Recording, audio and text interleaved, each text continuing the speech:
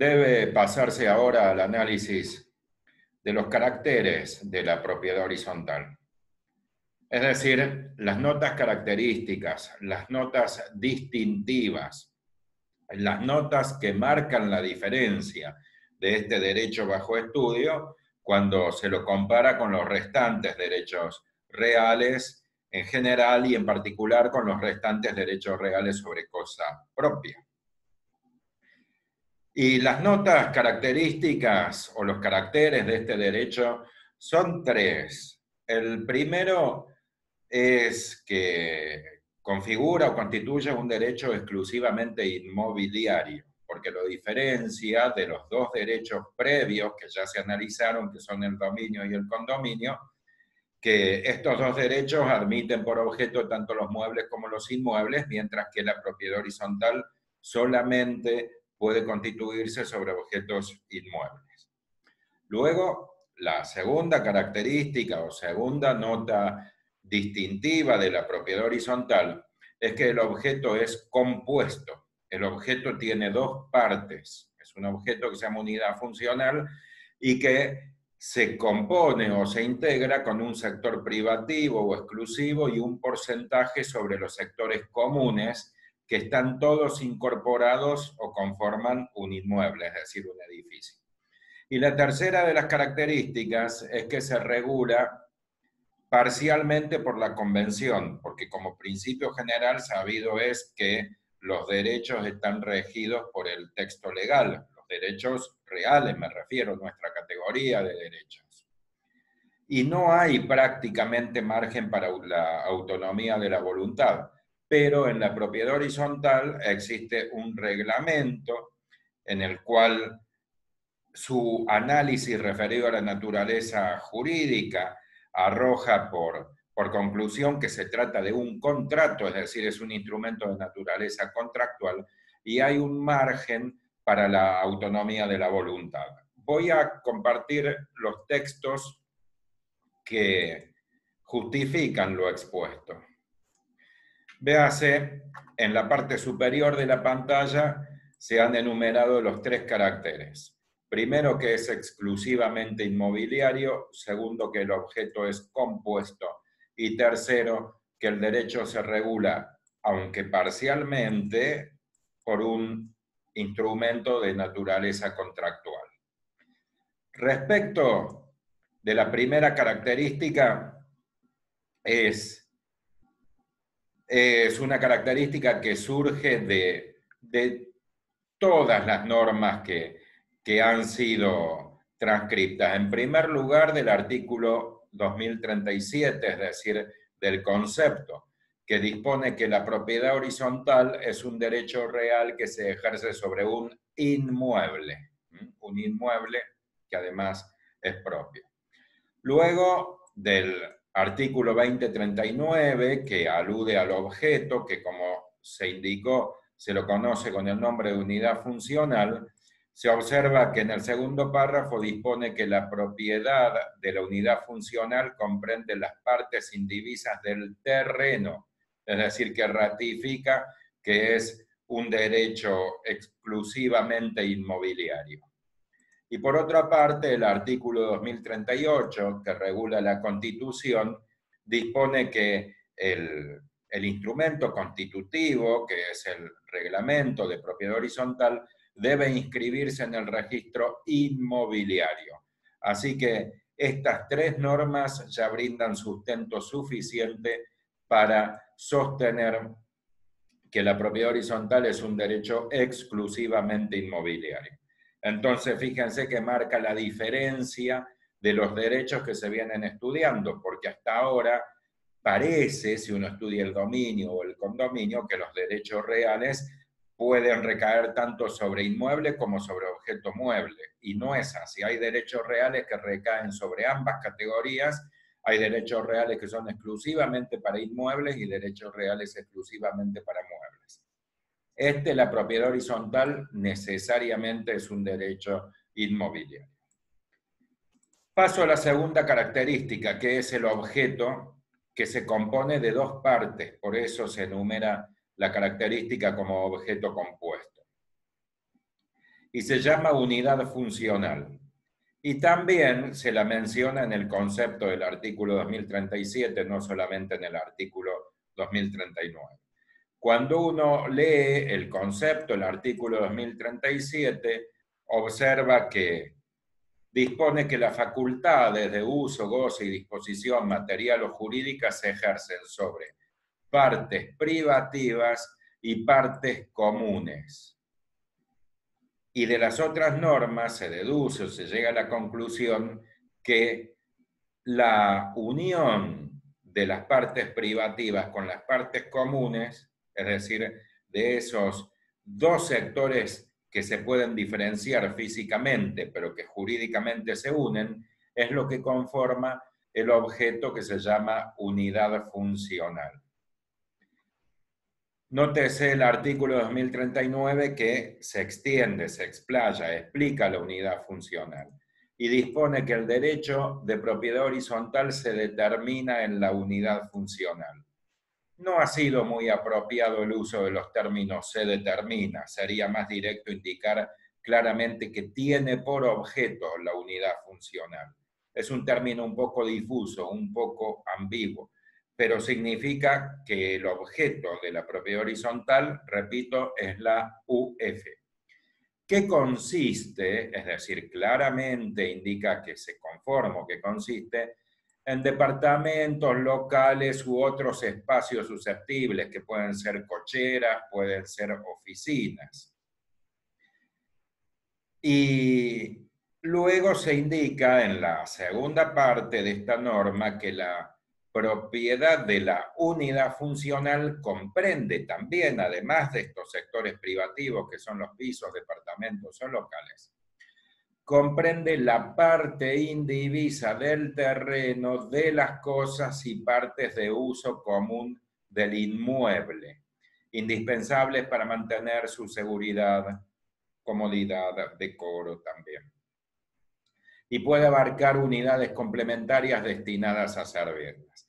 Entonces, de este segundo párrafo, que retoma la mención que se hizo en el primero de los sectores exclusivos, es decir, departamentos, locales o pisos, y se indica que también comprende la parte indivisa del terreno, se llega a la conclusión o se justifica lo dicho, que la unidad funcional se compone con un sector que es considerado principal, que es el departamento, y los sectores comunes son considerados accesorios, y que la unión de ambos conforman un todo no escindible, es decir, inseparable, inescindible, y que se conoce con el nombre de unidad funcional.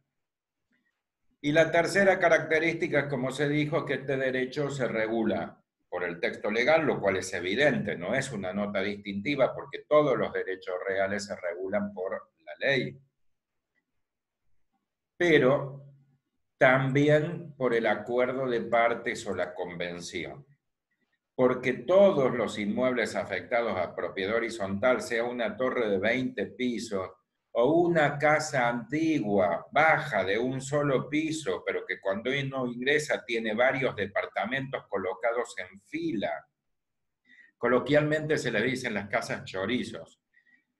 Y a veces para identificarlo se les dice PH, que significa propiedad horizontal, es decir, todos los inmuebles, repito, afectados al régimen de propiedad horizontal, ya sea una antigua casa que se afectó en un tiempo reciente, después de haber sido un antiguo caserón, o un edificio muy moderno, con salón de usos múltiples, con pileta de natación, con gimnasio y con microcine. Todos tienen un reglamento de propiedad horizontal, porque si no se redacta ese reglamento de propiedad horizontal, no puede constituirse el derecho real de propiedad horizontal que tiene el mismo nombre. Ese reglamento lo redacta físicamente a los efectos prácticos, lo redacta el titular de dominio o condominio. con la intervención del escribano, por supuesto, se lo encarga al escribano, el que lo tipea es el escribano en la escritura. Pero quien imparte las directivas sobre el funcionamiento es una sola persona, porque es el titular de dominio. Todavía el inmueble es objeto del derecho de dominio y podrán ser condóminos también. Pero cuando se afecta a propiedad horizontal, se convierte en un contrato de adhesión, es decir, que a medida que los adquirentes de las distintas unidades funcionales se convierten en titulares, es decir, compran sus unidades, compran sus departamentos, adhieren a ese reglamento ya previamente redactado por el titular de dominio. Si no se hace este reglamento, no existe el derecho de propiedad horizontal. Por eso es que es una particularidad, es una nota característica. Véase lo que dispone el artículo 2038, que regula la constitución del derecho real.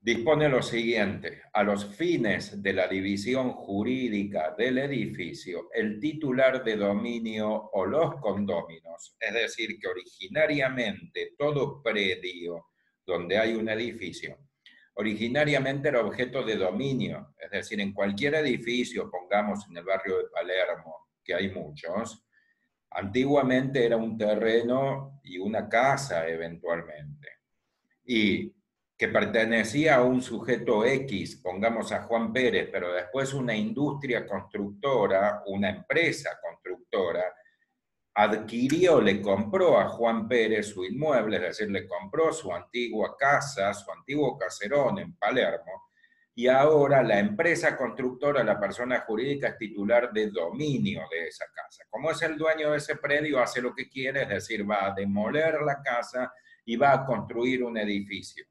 Pero jurídicamente, si bien tiene forma de edificio, la empresa constructora sigue siendo titular de dominio de ese inmueble con el edificio. Pero luego esta empresa constructora, es decir, la persona titular de dominio, o podrán ser condóminos, deben redactar por escritura pública el reglamento de propiedad. Por eso es que se dispone que todo edificio, toda edificación afectada a propiedad horizontal necesariamente está regida por un reglamento. Y este reglamento se inscribe en el registro inmobiliario y en el momento de la inscripción se extingue el derecho de dominio o de condominio en su caso y se constituye el derecho de propiedad horizontal, es decir, el objeto cambia de derecho real. El dominio se ha extinguido y se constituye un derecho real nuevo que es el de propiedad horizontal.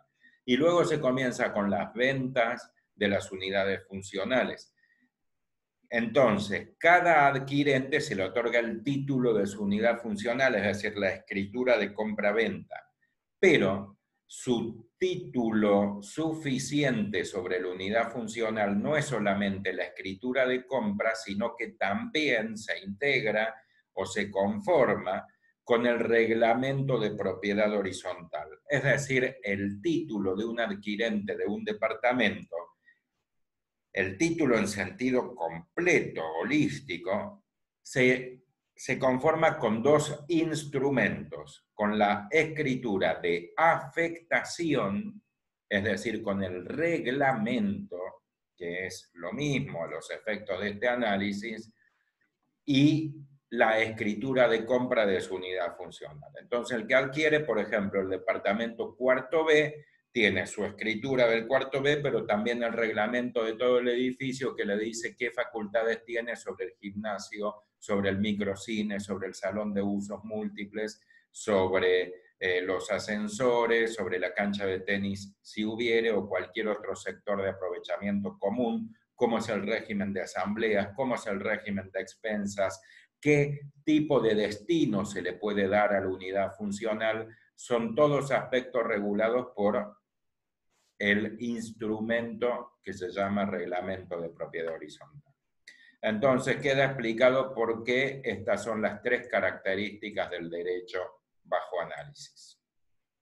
Dejo de compartir la pantalla, espero que les haya sido ilustrativa la exposición. Les doy las gracias por dedicarme su tiempo. Hasta la próxima.